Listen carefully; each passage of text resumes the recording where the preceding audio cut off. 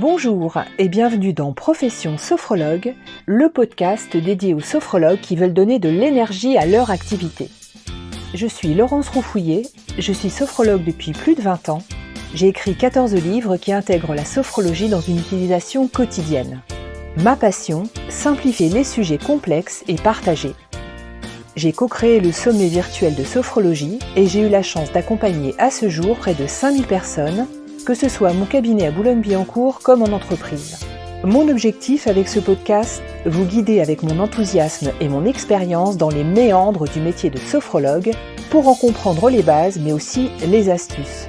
Alors, êtes-vous prêt ou prête à prendre une bonne dose d'énergie ? C'est parti !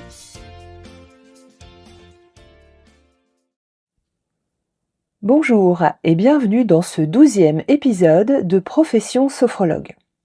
Cette semaine, je vous propose à nouveau un épisode « On se met au boulot » en travaillant plus particulièrement sur la manière de développer votre réseau, votre implantation locale.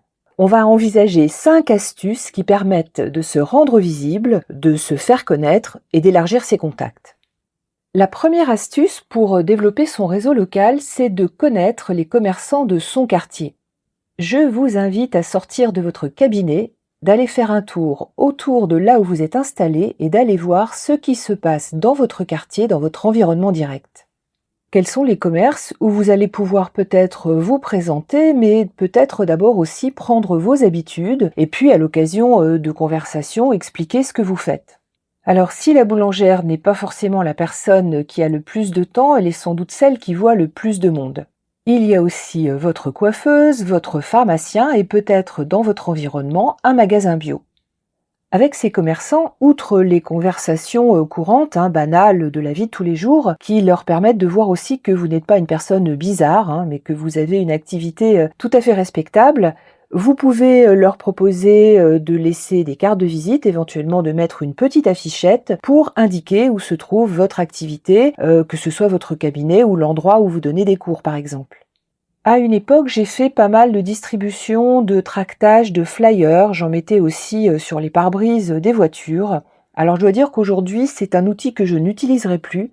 D'abord parce qu'il y a beaucoup de déperditions, il faut vraiment arroser pour avoir un retour, et par ailleurs, sur le plan éthique, moral peut-être, je trouve aussi que c'est pas très développement durable. Ça s'est beaucoup fait à une époque, je ne le ferai plus aujourd'hui.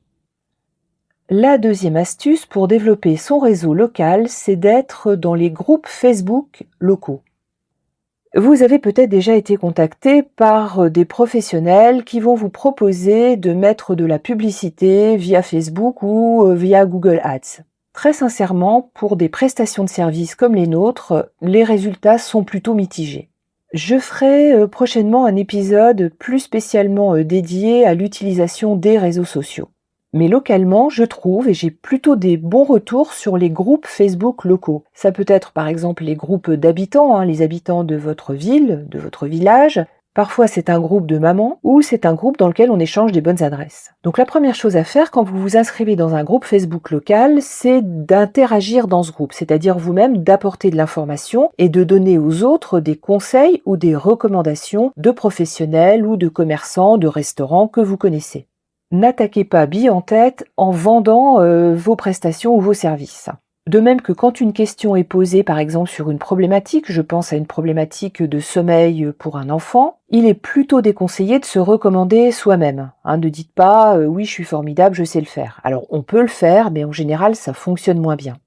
Ce qui peut être plus astucieux, si vous avez des clients qui sont eux-mêmes dans ces groupes Facebook, c'est de leur demander de vous recommander, c'est-à-dire de mettre en commentaire qu'ils sont allés vous voir, qu'ils recommandent vos services. C'est beaucoup plus efficace, c'est beaucoup plus crédible.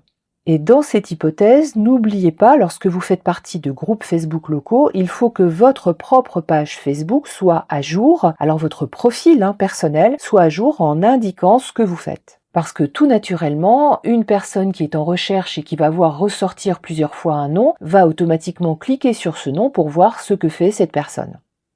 La troisième astuce pour développer son réseau local, c'est de parler de son métier à ses cercles amicaux et professionnels. Peut-être que vous intervenez dans un environnement qui est nouveau pour vous, dans lequel il va vous falloir faire votre place, mais vous avez plus de contacts que vous ne le pensez. Je vous propose de vous asseoir, de prendre une feuille de papier et de lister les contacts, les réseaux que vous pourriez activer pour faire connaître, pour expliquer pour ce que vous faites. Ça peut être les parents de l'école que fréquentent vos enfants. Ça peut être aussi les parents, les membres des associations sportives dans lesquelles se trouvent vos enfants, ou même dans lesquelles vous êtes vous-même. Ça peut être les participants de votre chorale, mais aussi plus largement les anciens de votre école, je parle de votre formation initiale, le métier que vous faisiez auparavant, et pourquoi pas aussi vos anciens collègues, en particulier si vous vous entendiez bien avec eux.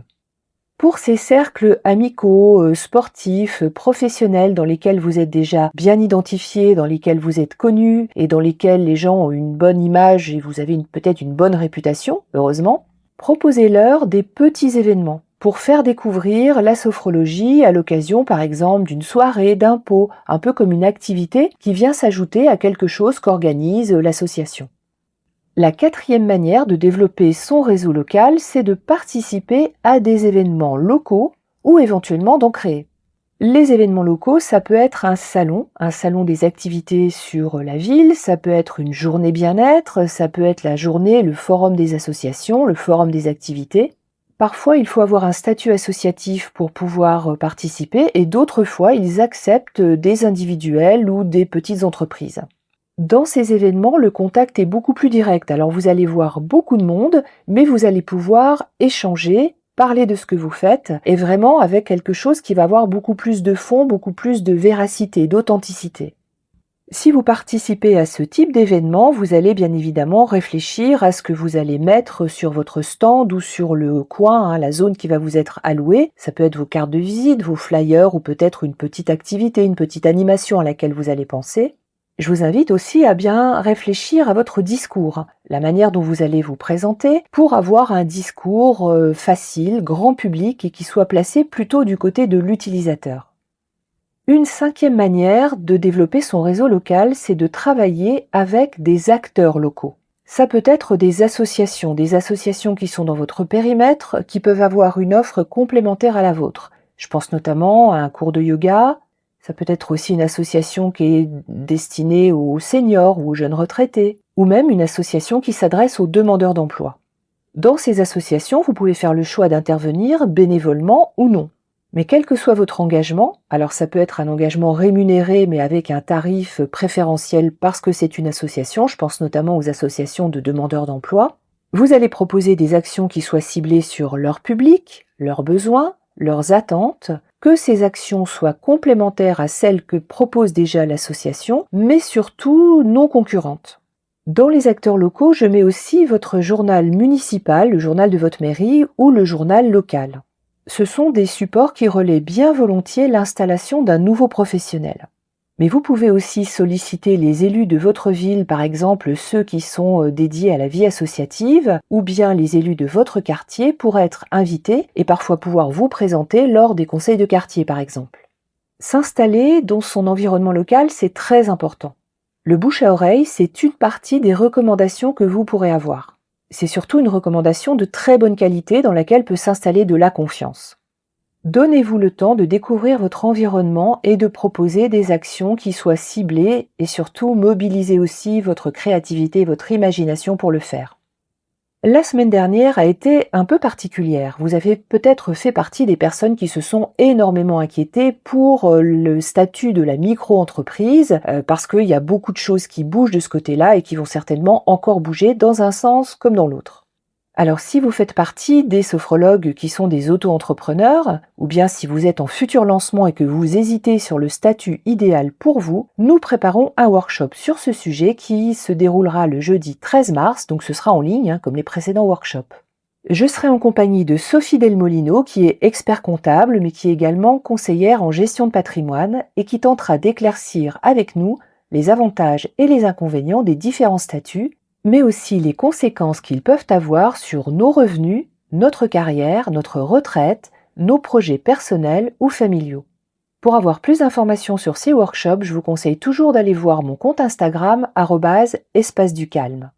Sinon, dernière petite nouveauté. Je vous annonce l'ouverture du Café Sophro. Alors le Café Sophro, c'est quoi ? C'est un temps partagé pour échanger en direct et en ligne. Le premier café sophro sera le vendredi 21 février de 8h à 9h.